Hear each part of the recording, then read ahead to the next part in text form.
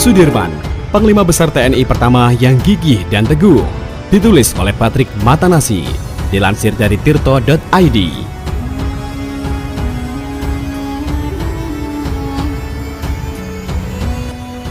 Sudirman tak pernah punya cita-cita jadi jenderal. Maklum, dia sadar bahwa bumi putra biasa macam dirinya mustahil jadi jenderal. Dirinya juga tidak menyangka akan diangkat jadi Letnan Jenderal Panglima Tentara Keamanan Rakyat (TKR) oleh pemerintah. Ini kejadian istimewa, sebab banyak jenderal baru meraih bintang di pundak setelah masa pengabdian 2 dekade atau lebih. Sedangkan Sudirman bisa meraihnya dalam hitungan tahun saja. Sebenarnya, latar belakang militer Sudirman tak diawali dengan mengkilap. Pria kelahiran Purbalingga pada 24 Januari 1916 ini hanya pernah jadi semacam hansip yang mengantisipasi serangan udara (LBD) di zaman kolonial, dan 3 bulan latihan menjadi calon komandan batalion di Bogor pada zaman Jepang.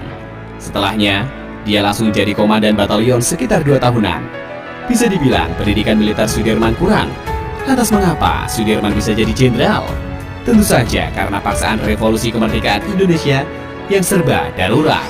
Sudirman tentu dikenal dan makin dipercaya berkat pertempuran Palagan Ambarawa pada akhir 1945. Meski korban di pihak Indonesia jauh lebih besar dibanding pasukan Inggris yang menang Perang Dunia Kedua, pertempuran itu dianggap sebagai kemenangan gemilang. Kiprah Sudirman di Ambarawa itu kelak dikenal sebagai Hari Infanteri.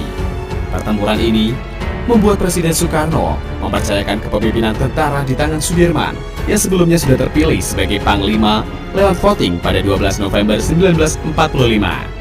Keputusan rapat itu sulit diterima oleh Menteri Amir Syarifuddin yang cenderung percaya pada orang-orang didikan militer Belanda ketimbang militer Jepang. Orang macam Sudirman yang terbatas pengalaman dan pendidikan militernya tentu sulit diterima. Toh di mata Amir, Urip Sumoharjo lebih berpengalaman dari Sudirman.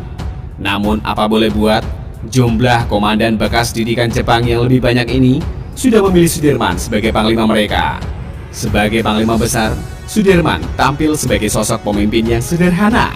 Di kalangan prajurit, dia adalah sosok yang paling dihormati. Perwira-perwira yang tidak menyukainya pun tampak sulit mendukelnya dari jabatan panglima tertinggi. Di luar internal TKR yang jadi cikal bakal Tentara Nasional Indonesia (TNI), Sudirman fokus pada musuh yang besar dan nyata, tentara Belanda yang dipimpin Letnan Jenderal Simon Hendrik Spoor. Kala itu tentara Belanda terbilang lebih kuat dari TKR atau TNI yang dipimpin Sudirman. Kata Adolf Lemberg yang lebih berpengalaman dalam bergerilya, TNI adalah tentara miskin.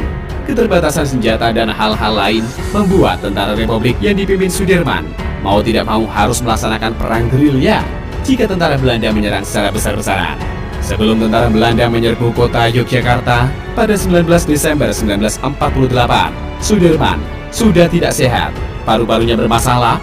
Banyak sumber, salah satunya Amri Imran dalam Panglima Besar Sudirman menyebut Pak Dirman menderita TBC, sebuah paru-paru sudah rusak. Meski begitu, dia berkeras memimpin gerilya dalam Perang Kemerdekaan Jilid 2 1948-1949 itu, sambil menghindari perburuan serdadu-serdadu Belanda yang bersenjata lengkap dan lebih terlatih dari TNI. Hingga muncul ungkapan, Sudirman memimpin perang dengan satu paru-paru.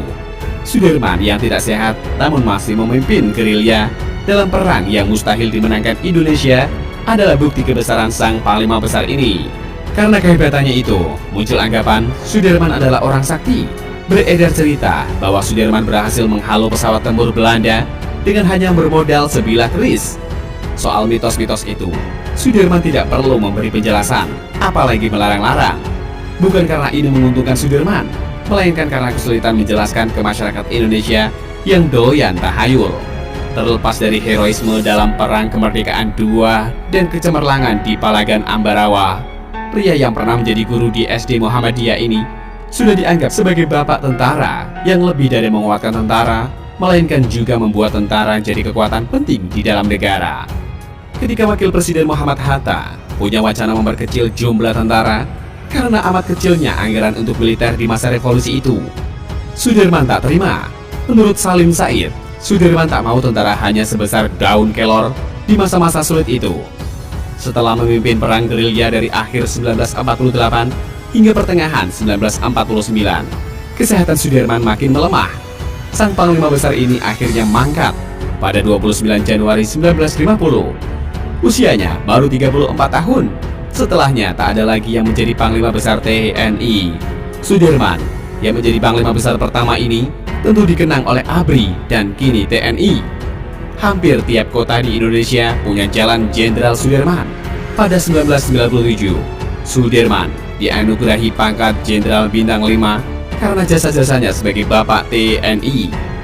Bersama Sudirman, dua penerima lain Bintang 5 ini adalah Jenderal Abdul Haris Nasution dan Jenderal Soeharto.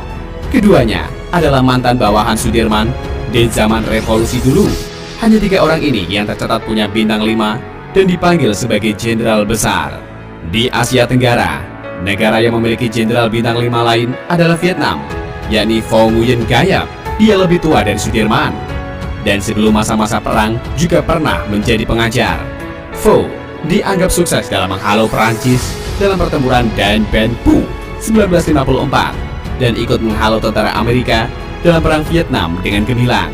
Pho baru meninggal pada 2013. Dengan menjadi Jenderal Besar, Sudirman pun bersanding sejajar bersama Pho Nguyen Gayap, Georgy Zhukov, Uni Soviet, Douglas MacArthur Amerika Serikat, maupun Erwin Rommel Jerman sebagai jenderal legendaris.